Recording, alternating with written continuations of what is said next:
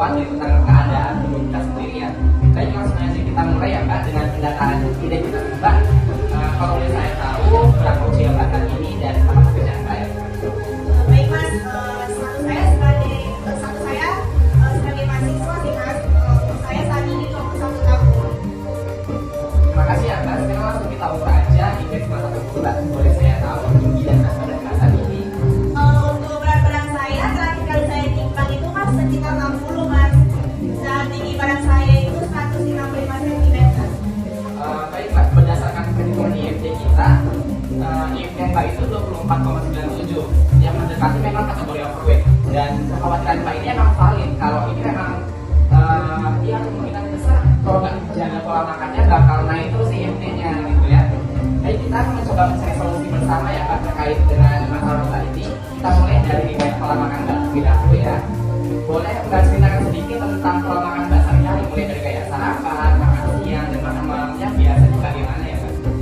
Baik Mas, karena saya mahasiswa ya Mas, mahasiswa tingkat akhir juga. Jadi belakangan ini pola makan saya cukup berantakan Mas. Berantakannya saya sering sekali melewatkan sarapan karena saya berpikir lebih langsung makan siang aja langsung. Tapi juga Mas, karena saya sering mengerjakan tugas tiap malamnya, saya sering ngemil malam Mas, seperti makan makanan manis. Bisa dibilang kalau setiap saya makan tuh, misal makan siang, setiap saya habis makan nasi dengan porsi yang cukup banyak, saya habis itu pasti mencari cemilan Mas untuk jemput saya, seperti itu Mas. Baik ya Mbak, terima kasih atas informasinya. Sekarang kita coba, sebelumnya saya mau nanya, apakah Mbak pernah mendapatkan edukasi gizi sebelumnya? Kayak kita dapat dari misalnya Instagram, sosial media lain, YouTube, atau segala macam. Pernah nggak Mbak?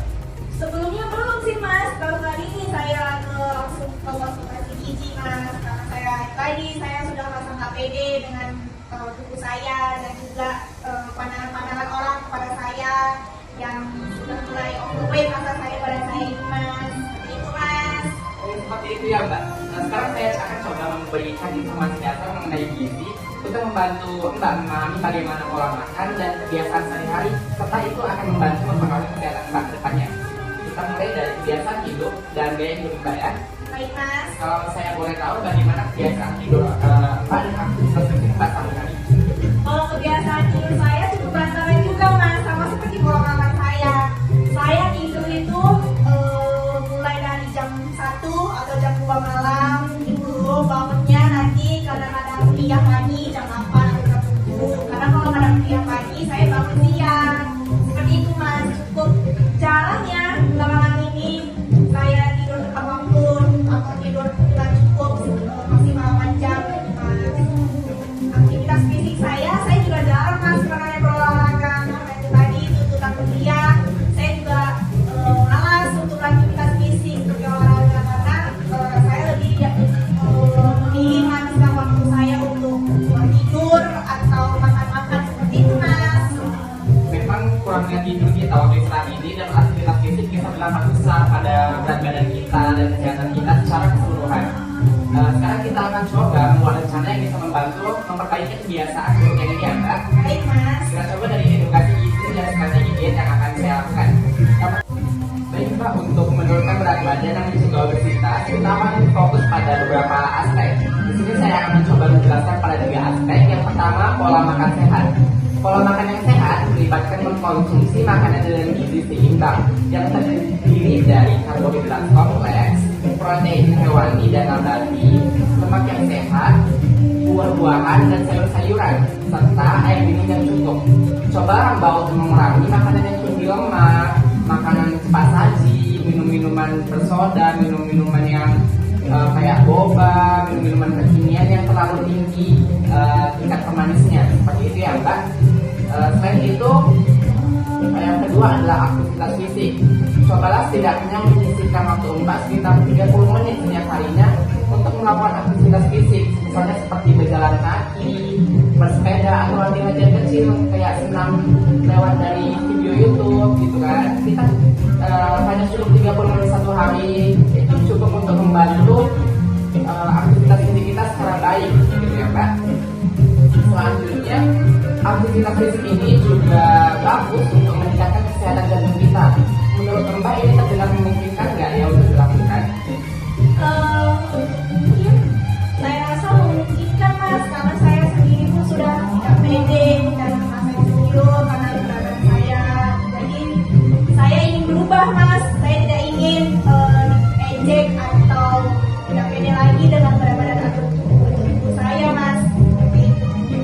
Nah itu merupakan salah satu mindset yang cukup bagus ya Pak. Kita lanjut ya. Terima kasih. Selanjutnya kita masuk pada aspek yang ketiga, yaitu manajemen waktu tidur dan stres kita. Cobalah untuk setidaknya kita tidur normal itu sekitar 7 sampai 8 jam setiap malamnya. Buat kita atur nih, buat rutinitas tidur yang cukup. Kita atur dengan memposisikan kegiatan-kegiatan kita menurut skala prioritas. Mana kegiatan yang paling penting, yang cukup penting, yang tidak penting, yang harus kita lakukan. Soalnya kita kan mahasiswa ini ya kan Pak. Jadi tugas-tugas kita ini merupakan dalam skala prioritas, tugas kita merupakan tingkatan yang paling tinggi. Jadi menurut pendapat saya, Mbak harus coba menurunkan kembali skala prioritas Mbak untuk bisa mengatur waktu manajemen tidur Mbak. Seperti itu ya Mbak. Untuk selanjutnya untuk tingkatan stres, Mbak bisa menyisihkan waktu sekitar 15 menit sampai 30 menit untuk bisa mendengarkan musik-musik relaksasi dari YouTube gitu. Untuk bisa yoga, kegiatan kecil di rumah itu bisa membantu kita untuk menurunkan kadar stres kita. Mungkin itu aja 3 aspek yang dapat saya berikan sebagai tambahan. Untuk cemilan-cemilan Mbak yang nggak saya waktu belajar, kita bisa ganti dengan cemilan-cemilan yang lebih positif lagi. Contohnya kayak buah-buahan segar, kacang-kacangan, atau yogurt yang rendah lemak. Itu bisa membantu Mbak untuk memberikan rasa kenyang yang lebih lama dan mengurangi keinginan Mbak untuk makan makanan yang tinggi kalori. Seperti itu Mbak. Itu ya mas. Kalau boleh tahu nih mas, kira-kira bagaimana ya cara saya menyusun pola makan saya untuk diet saya selanjutnya nanti mas? Boleh, kita ada 10 pedoman gizi seimbang dari Kementerian Kesehatan Republik Indonesia. Di sini Mbak bisa lihat sendiri apa-apa aja yang harus kita lakukan untuk sebagai menjaga hidup dengan pola gizi seimbang. Jadi itu ya Mbak.